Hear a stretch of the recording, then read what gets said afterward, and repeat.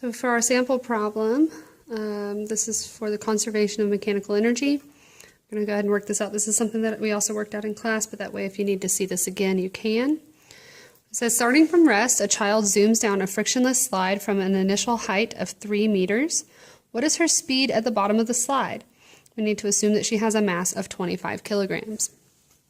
Okay, so a good place to start is to write out what information you are given.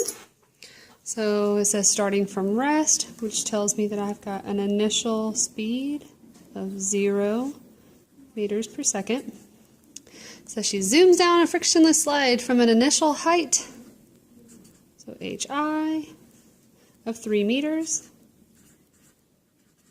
It says what is her speed at the bottom of the slide? So she started at a certain speed. We're looking for her final speed. If she has a mass of 25 kilograms. Okay. One thing that I like to do is go ahead and make sure that I have, if I have any initial, I need to make sure I have a final for whatever quantity. So I've got an initial and final velocity. I've got an initial height, but I did not write down a final height. So it says blah, blah, blah. She starts from rest and zooms down the slide. We want to find her speed at the bottom of the slide. So if we're saying that the top of the slide is 3 meters from the bottom, then the bottom would be 0 meters from the bottom. Okay. Since I know that we're dealing with energy, I'm going to go ahead and show you guys the equations that you would be given on an exam. So you've got the equations for kinetic energy, gravitational potential energy, elastic potential energy, and then also this relationship to express the law of conservation of mechanical energy.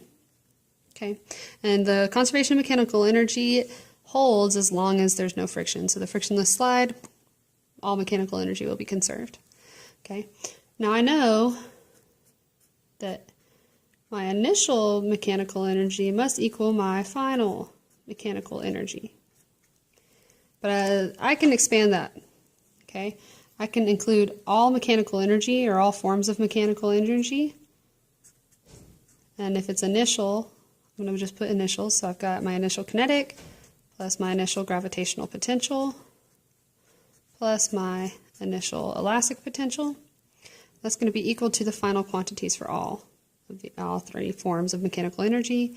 So KEF plus, I don't know why I wrote a P, PEGF plus PEEF.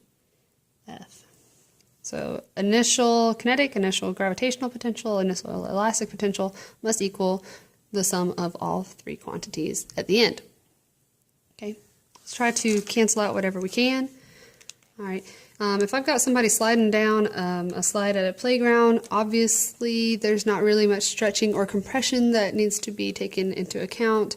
We're not dealing with anybody squeezing this child like a spring or stretching out the slide like a spring or a rubber band.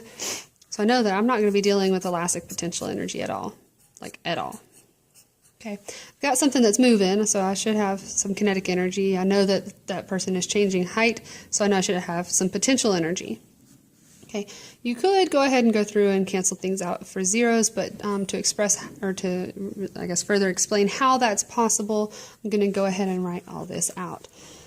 So I'm left with KEI plus PEGI is equal to my final kinetic energy plus my final gravitational potential energy. I can rewrite KEI as 1/2 mvi squared, because KE is 1/2 mv squared, so that's initial, then that must be an initial speed, plus my gravitational potential energy, which is mgh, but if this is initial, the only quantity that can be initial is h. So then for final, I'm just going to write the same thing, except for with f's instead of i's.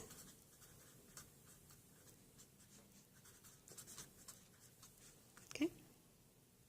At this point, before I start plugging in numbers and everything, I go ahead and see what's 0. Okay. Up here, it's easy to tell you're not dealing with elastic potential, but sometimes you're not real sure. You're not real sure what terms will cancel until you write it all out. Okay, so here I see that I've got a quantity of 0 that's VI, so I'm going to look for any VI, and I know that that's going to go to 0, because VI is 0. Okay. Over here, my next zero term is HF. So this term here is 0 because HF was 0. Okay. So I'm left with just this part here. My initial potential energy due to gravity is equal to my total or final kinetic energy. All of my potential turns into all of kinetic, and that's basically what's happening in this example. At this point now, you can either plug in and then solve for VF, which is what I'm going to do, or you can rearrange and solve for VF. It's up to you. I'm going to take it as many step-by-step steps as possible. Okay. So here I've got a mass of 25 kilograms times g, which is 9.81 meters per second squared, times hi, which is 3 meters. Let's see what that equals. Okay. So 25 times 9.81 times 3. So I'm going to have 75 times 9.81. Okay, so I've got 735.8.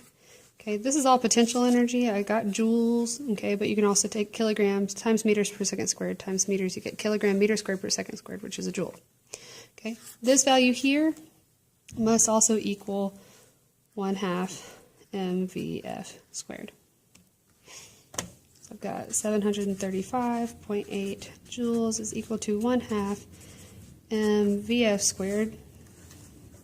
Okay, so 735.8 joules is equal to 1/2 of 25 kilograms times Vf squared. 7.35.8 joules is equal to 1/2 of 25 is 12.5 kilograms times Vf squared. Divide both sides by 12.5 kilograms. Okay, so now, that should just say 7, not 7.35.8.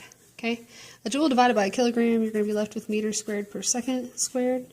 Okay, if in doubt, you can also look here. This times this times this is a joule, so if I get rid of the kilograms, it's meters squared per second squared. Okay, if I take 735.8 divided by 12.5, I get 58.9 meters squared per second squared. That's going to be equal to Vf squared, my final speed squared. So to get final speed, you go ahead and take the square root of both sides, including units. So Vf. If I take the square root of meters squared per second squared, I get meters per second, which is perfect for speed. And let's take the square root. Second square root. Oh, just kidding. Hit the wrong one. Second square root of 58.9, you get 7.7. Okay, and that's a reasonable speed for somebody sliding down a slide.